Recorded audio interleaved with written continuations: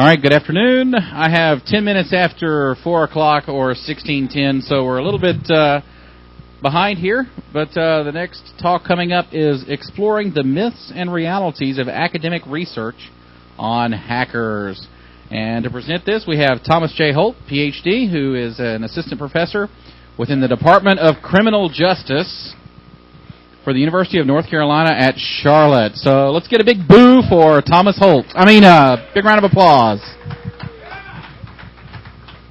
Thank you. Thanks for coming. I realize that's quite a dry-sounding title. Sort of, oh boy, what the hell can this be about? Well, hopefully in the course of the next, 40 minutes, something like that, I can give you some idea of what it means to actually do research, how you do it well, and what is actually involved. It's not just some scientist who's trying to figure out how can I put hackers into a bad light, or how exactly can I put an appropriate spin onto something. Instead, good science, good social science that is like anything else. You want to do a balanced, fair presentation. And tell you a little bit about myself, I've been researching hackers for about the past 3 years. I've gone to conventions, I've been going to 2600 meetings, been talking to hackers, been trying to understand the phenomenon at very basic levels. What does it mean to be a hacker? Why do you do this in the first place? And it's something that in criminal justice, in sociology, psychology, only a handful of people are doing. And there are some complaints, there are some people who say that we're not doing a good job of it.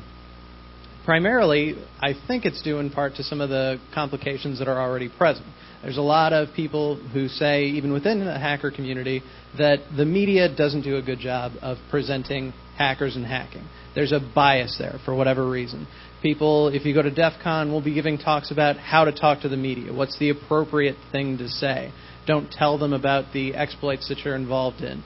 And even if you don't tell them anything negative, they may put it into a specific spin that fits their mold of the news. If it bleeds, it leads. That's the idea. So in that way, talking to the media can put hacking into a negative spin, even if you think it's very positive behavior, something that has benefits. And it kind of spills over into academic research. Probably professors may be just up to the same old tricks as the media. In fact, this is kind of furthered by a study that was done a couple of years ago at DEF CON by two researchers, Shell and Dodge. They conducted a study at DEF CON 8 trying to assess some of the psychological components of hacking. And several people, particularly if you Google these two researchers, you may come upon some sites by individuals who were present talking about the quality of the research, asking not only why were they doing this, but why were they doing such a poor job of it. This does not seem like sound science.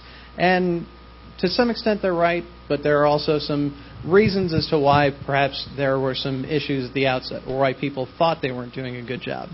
First and foremost, there are people who've complained they had no definition for hacker, going to a convention and saying, well, we just assume you're all hackers.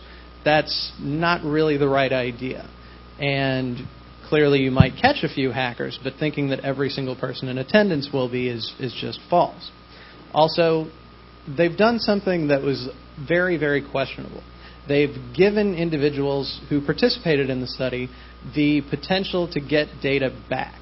So they put at the bottom of their survey, which was a psychological battery, ways to get information about the individual. So if you want to know what's your psychological makeup look like, give us your email address and your phone number and we'll mail you back the results. That kind of potential is very, very bad. You don't necessarily want to go back to your participants. You may not want to do that kind of research. So it introduces some potential for negative results. And also, some asked about the applicability of the questions that they were using. Why do you need to know about the sexual habits of computer hackers? What is the benefit there? They asked a myriad of questions relating to how often do you sleep, how often do you have sex, what kind of sexual partners do you have, things that at the outset you may say, why do you need to know that? What is that going to tell you about computer hacking? So something like this kind of research may put a bad taste into people's mouths and may automatically introduce the potential for bias. That's not what all social scientists are trying to do, though. We don't necessarily want to know about how you've hacked NASA or if you've had some kind of major, huge ownage on a box. That may not be what we want to know. We will ask questions like, have you ever participated in an illegal act? Have you ever engaged in a hack that had a malicious consequence? That's not to put you into some kind of mold. Rather, it may just be, we are curious to know, what kinds of hacks do you participate in? What do you define as a hack? What is your actual definition for it? Because we don't necessarily know. It's such a broad range of activities. People may have different definitions or terms for it. So we are simply trying to understand behavior.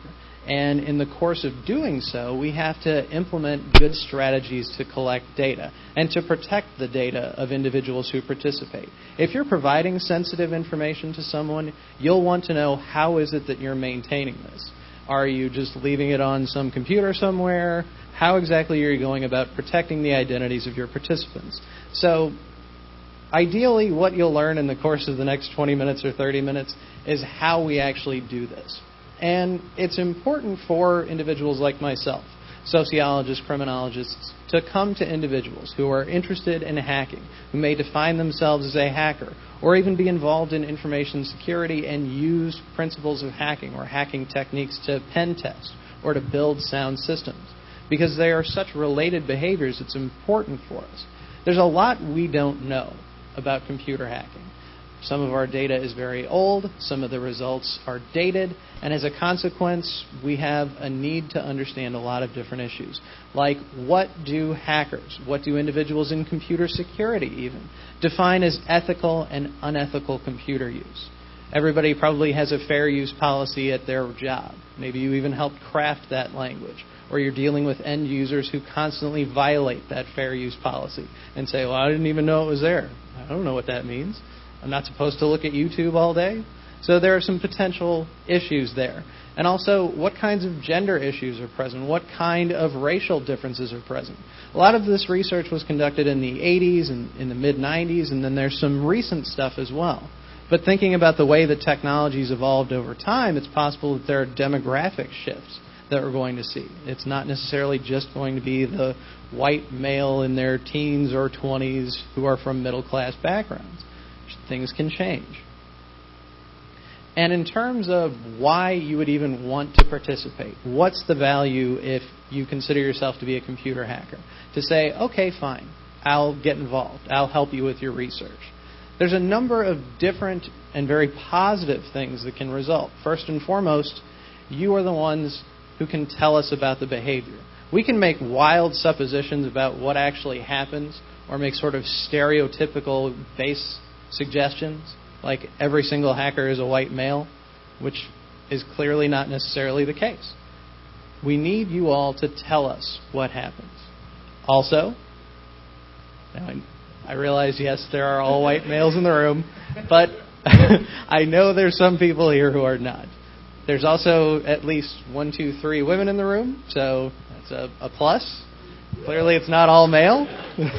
So, we need you guys to tell us, you guys and gals, to tell us what it's all about. Also, your involvement can help inform many, many different fields. Not only policy making, when if for some reason a law enforcement agency comes to us, a state agency, and says, what's going on? How do we understand this behavior? Or what do we need to worry about? We can help give guidance.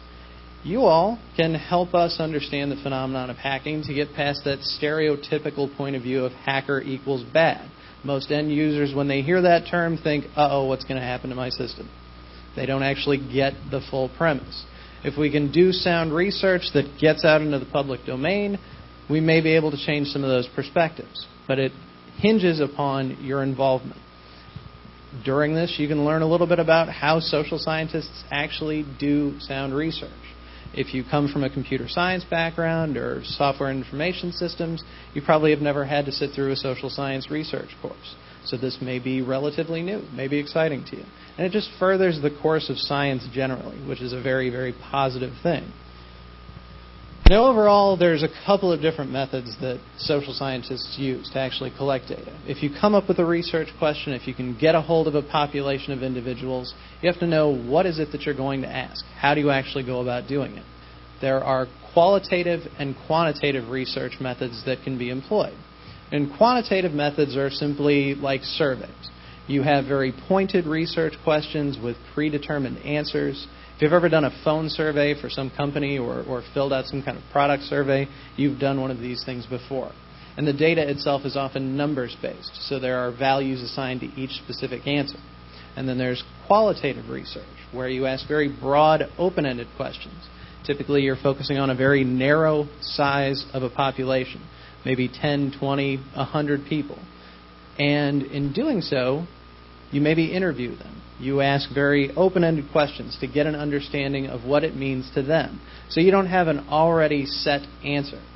And it makes for much more interesting results. Depending on what kind of training you've had, you might do qualitative, you might do quantitative, you may be able to do both. Each has merit, and it just depends on what kind of research you're more interested in. And in order to actually collect information, we need data. We need to go to some source to get our information. You can have official statistics, you can have self-report data, and then you can generate materials from other places. Each type of data has its own value system as well. Start with official statistics. Here we're talking about information from any number of different groups. From the criminal justice perspective or criminology, we spend a lot of time getting information from police, from law enforcement agencies, statistics on the number of break-ins that occur, robbery, murder, etc. We can also get stuff from census data, knowing who lives where, what's the size of a region, what are the number of people who live there, and voter information in some cases, if you're in political science or sociology. Thinking about computer hacking, though, as a phenomenon, social scientists can't go to official statistics that often. There are not a huge number of individuals who are arrested for computer hacking or for hacker-related behaviors. And the instances that occur may not necessarily be indicative of all the hacking that occurs out there, the stuff that is not even necessarily illegal, the stuff that people do on a day-to-day basis that could be construed as a hack. So official data isn't very helpful for social science research on computer hacking. Instead, we tend to rely on self-report data. And this is information we obtain by going to you, going to an individual and asking, what have you done? How often in the past 6 months have you tried to guess someone's password? How often in the past 12 months have you received a computer virus? Those are kinds of different individual behaviors or individual actions we can talk about, as well as measuring attitudes and beliefs, like it's very clear how I should engage in ethical behaviors when online. There are very clear guidelines for what is construed as acceptable behavior. Those are attitudinal or belief measures. And when we get this kind of data, we can actually use it to help predict future behavior. We can use it for a number of different purposes. And in order to collect it, we may use surveys, where we give Likert scale questions. Do you strongly agree? Do you strongly disagree with this? We can also do interviews, where we sit down and ask very pointed questions or broad-ranging ones, like, what do you define as a hacker? But there are some problems with this kind of research generally, and the same is true with official statistics. Each has its own benefit, but it's important to focus on the ones related to self-report data, because this is what we use quite often. First and foremost, it's hard to really verify what you get from the individual. Anybody can lie and say, oh yeah, I've done all of these things. I am a horrible, horrible person. And trust me, that's the way it goes. You can't necessarily go back and find out how to validate those responses, though. That person may have never had an arrest. That person may have never had any kind of interaction with the police or some agency that would document it. So that way you can say, okay, this is actually correct. We may underrepresent populations, too. If you asked an entire school full of students, how many of you have ever participated in what, however you define, a hack? The number of kids that would respond yes to that may be very, very small, so it wouldn't be worth your time to ask hundreds and hundreds of people. And even in coming up with good data, going back to the school for a second, if you're thinking about juvenile delinquency, say you go into a grade school and you're able to survey the kids who are absent, the kids who are truant, those are typically the baddest kids in the school. Those are the ones you'd really want to know about their juvenile delinquency, their illegal behaviors, the things that they engage in that are considered questionable. If they're gone on the day when you're there to administer your survey, you're losing a portion of the population. So we have some difficulty in collecting data just from the outset. And also, it's hard to really say this is a nationally representative sample. That's what we want to see when we collect data, but it's not always possible. But despite some of these problems, despite some of the issues, this is the most important thing that we have, or one of the most important tools to really get at a population. And there are some alternatives. You can do observational research, where you go out and actually see what's going on in a party, or perhaps at a 2600 meeting. Maybe you go onto a forum and you just observe public communication between people. You can also get books. You can get paper resources, text, like reading the Hacker Manifesto and various diatribes that are out there. Those are just simple pieces of data that one could use. And often, some researchers take all of those pieces at once and try to triangulate the information, try to understand a problem from multiple perspectives. You may take interview data and observational data, so asking hackers about their behavior as well as observing it in a forum. Those are good ways to get at it from multiple sides at once. In talking about research on hackers, there are a few good examples of what really constitutes strong, valid science. One of the first is Jordan and Taylor. These are two British researchers who did surveys with hackers. They also collected a number of different interviews with hackers themselves, with people who call themselves security professionals, and they sort of vaguely refer to 20 interviews with interested parties. Whatever that may be, I don't know. But at the very least, they take a multi-track approach. And in doing so, they were able to examine some of the values, some of the beliefs of hackers, what we would refer to as a subculture. It's focused on technology. They say there's a lot of prominence of secrecy, trying to keep some things quiet. They also examined the relationship between hackers and security professionals, that sort of oppositional relationship. Well, as much as we try to protect, they try to get in. So that gives us some idea about the dynamics of that situation. And recently they've branched into studying hacktivism and political ideology behind some kinds of hacking. It's interesting. They're asking questions about how are new forms of hacking falling back to the old notion of the hacker ethic. What's the value of certain kinds of hacks? Another guy by the name of Wu, he's a psychologist.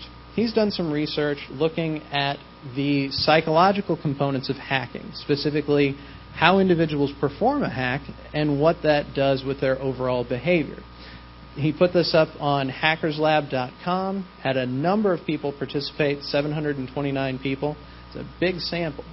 A lot of it was Korean, in fact, because he had this translated into a couple of different languages. So it's interesting data, and it tells us that there are some connections between aggressive kinds of hacks and a psychological makeup of narcissism. People who are very ego-driven or very dominant, they tend to engage in more aggressive hacks, at least based on his data.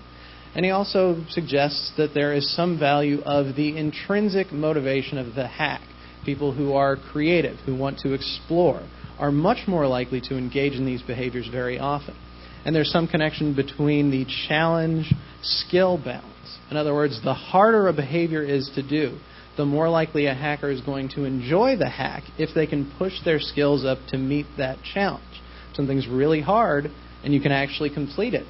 The hack is that much more valuable to the individual. And finally, there's a sociologist, a gentleman by the name of Meyer. He did some work in the late 80s, and unfortunately nobody's replicated it. So we're depending on some old information. He developed a data set based on BBS posts, as well as some interviews, some very early email, phone conversations, etc. A lot of data from hackers. And he tried to map out social relationships to understand how it is that people communicate. And he suggested that hackers resemble colleagues because they share information with one another. They provide information on how to actually complete some kinds of hacks. But they keep things private in some circumstances as well. They try to limit the amount of information some individuals get, the noobs or the people who don't really know much about hacking. And that there are also limited circumstances of peer groups where you have multi-person hacker teams or groups that have an interest in the behavior. So, This is just one example of why we need to do social research. We're dependent upon a study that was done 16 years ago, despite the massive changes that have occurred in technology and the internet. So this is the kind of thing we need to look at more often. Now, in terms of actually conducting research, once you get your research question, once you get a data set together, once you have your questions and you're ready to go, when you actually perform the study, you have to be guided by some kind of ethical principles. Every discipline has its own set of behaviors or guidelines, and some of it's born out of bad research that's been done in the past, or at least questionable research. Has anybody ever heard of the tea room trade before? It's a book that was written by a gentleman by the name of Humphrey. I'm from St. Louis, and this research was actually conducted in a place called Forest Park, big public park in downtown St. Louis. And he was examining the phenomenon of gay sex in public restrooms in this park, and they were referred to as tea rooms. He went to these places and acted as what was referred to as a lookout queen. So he stood outside of the bathroom and would open it up and say, "Hey, somebody's coming," to stop the behavior. So he was trying to understand the phenomenon by getting involved as a participant observer. After people would leave, after they would have their sexual congress and start heading back towards their car, he actually started writing down license plate numbers and physical descriptions of these guys. Now, it's one thing to be in that setting and to try to understand the dynamics between people, but he was writing down information to go back and track down these people later, to ask them demographic questions. Are you married? How old are you? What kind of job do you have? In doing this, he actually caused a lot of disruption because many of these guys were married. Many of them had regular families, stuff that no one knew about. In going back, he posed as if I remember this correctly, either as a census taker or some kind of social researcher, just to sit down and ask a few questions. And he actually had a disguise and everything to try to fool these people. And much of what he collected caused huge disruption at the university. He was a PhD student when he did this. His research caused fistfights between faculty members. People left the department.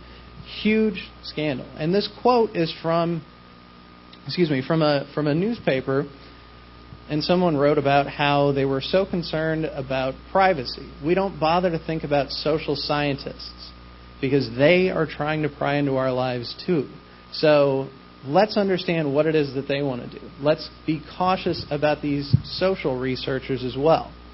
Very questionable stuff. And thinking about his research, that pushes a lot of the importance of ethics onto all social scientists.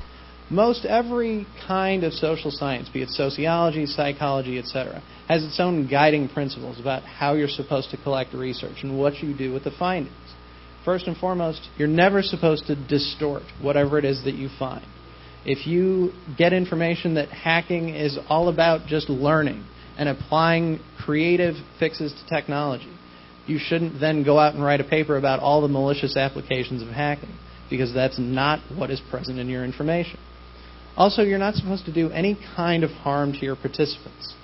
Thinking about the tea room trade, that's a clear example of the kinds of negative repercussions research could have on those who are involved with it. And you're also supposed to maintain the confidentiality, the anonymity, and the privacy of those who engage in your overall work.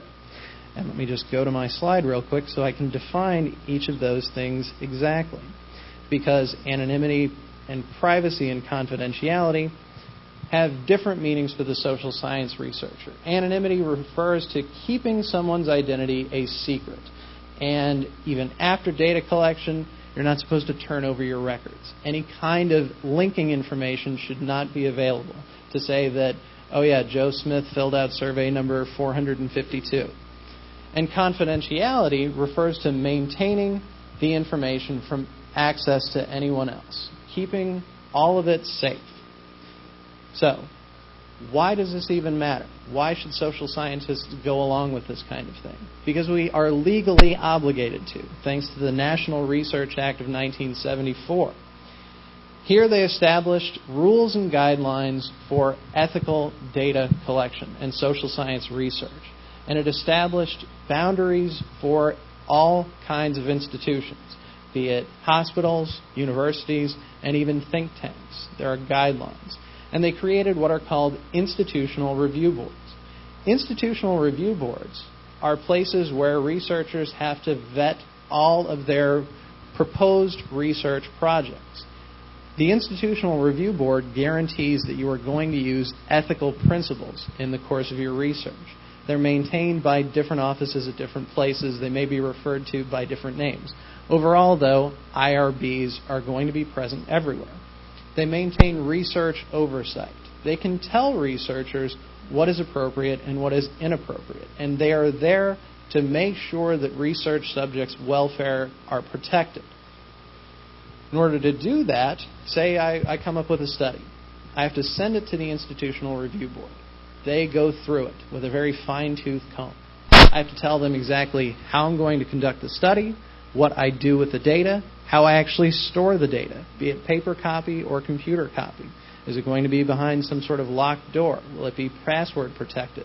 Will it be, in some cases, on a computer that never touches the internet? What are you going to do with it? Once they review it, they sit down as a committee with multiple persons, even individuals from outside of the research arena, and suggest what changes need to be done.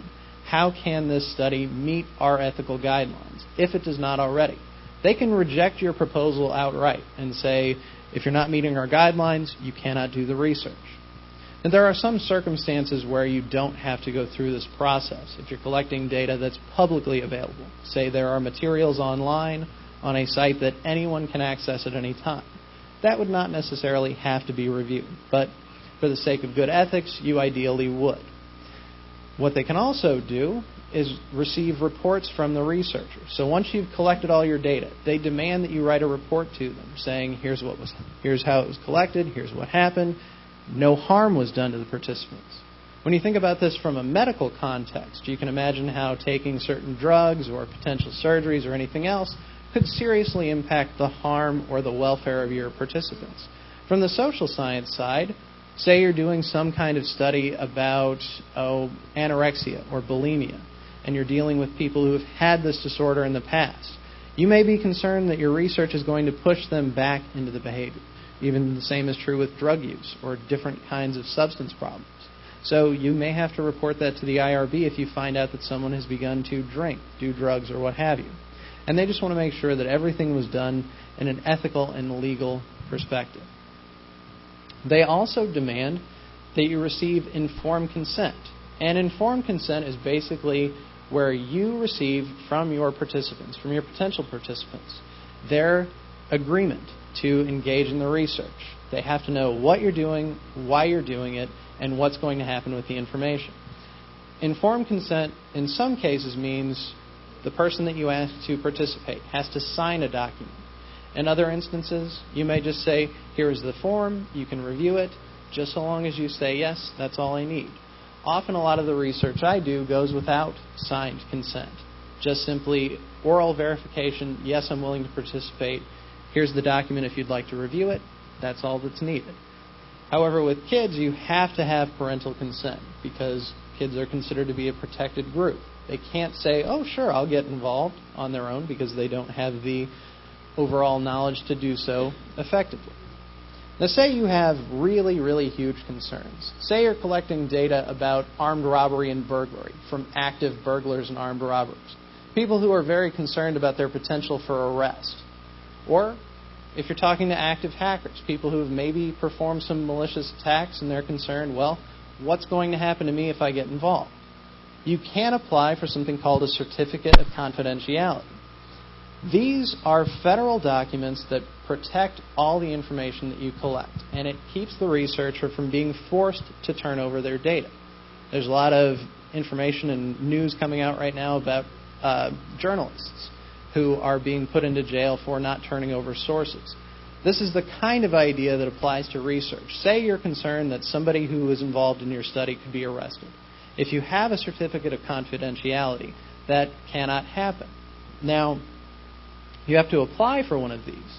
If you get it, then you're set. But you have to tell your subjects in advance I will turn over your information if some of the following conditions apply.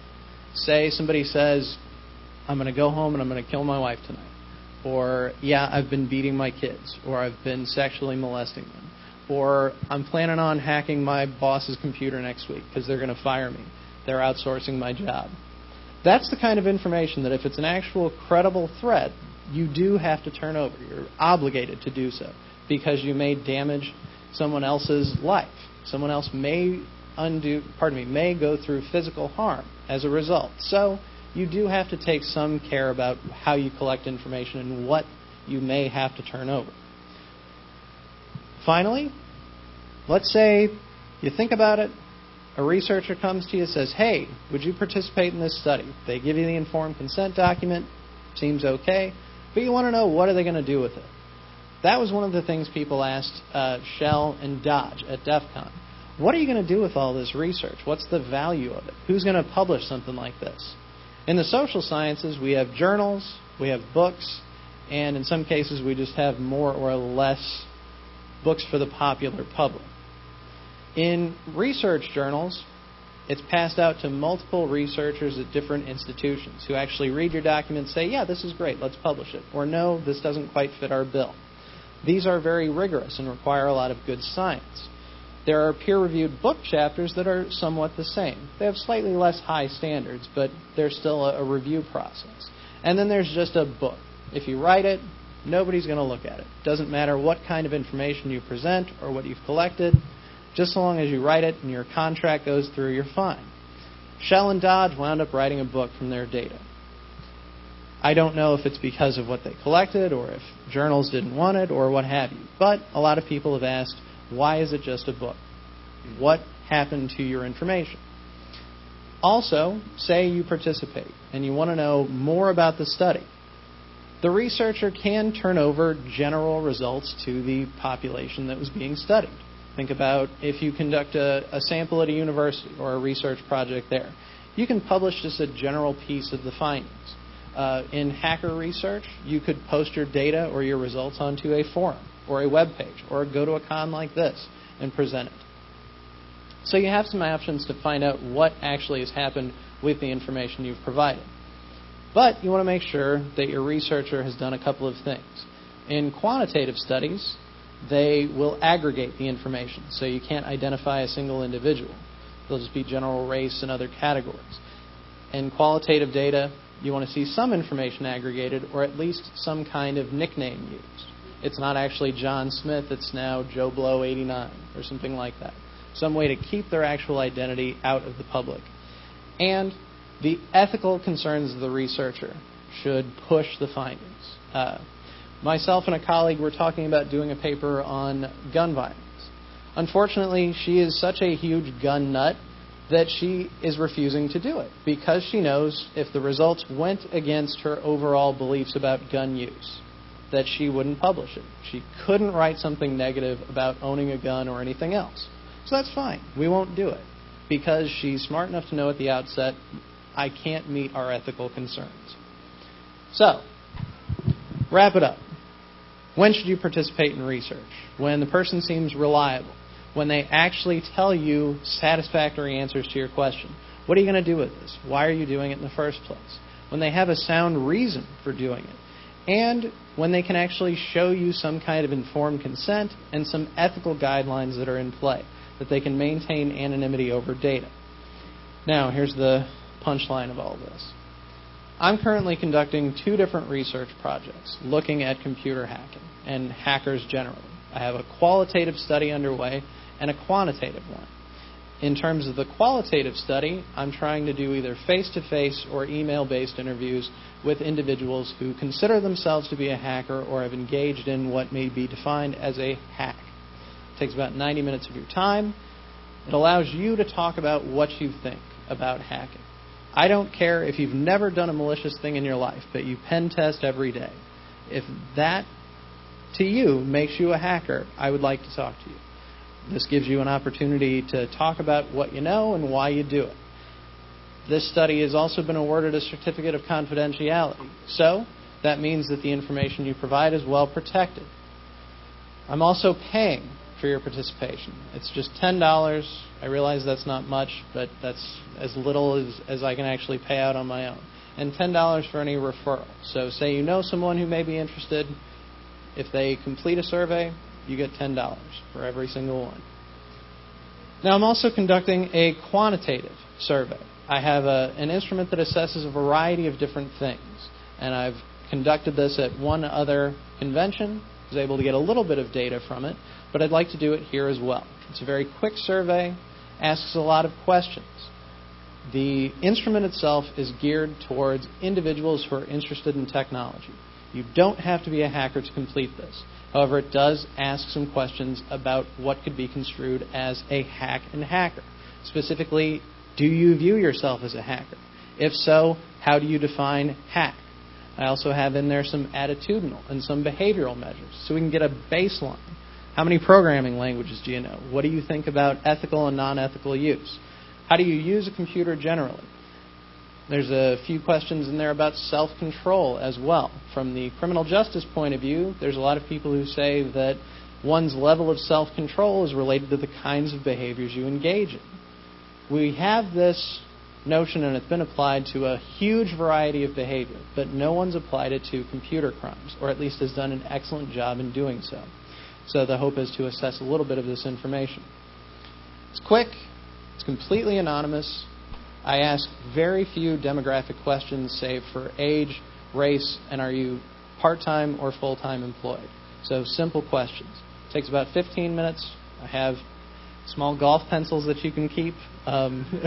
Unfortunately, I cannot pay you for your participation. But if you can fill it out, if you would be interested, I would love to hear what you have to say. And I would even be happy to present it either in some forum or here next year. So I have them with me. If you would be at all interested, please come up and see me. I'd be happy to give it to you. If you have any questions generally, if you want to know what the heck is this guy doing here in the first place, here's my contact information. Be happy to give you a business card when this is over or anything else for that matter. I don't know how we're doing on time, so if there's any questions, feel free.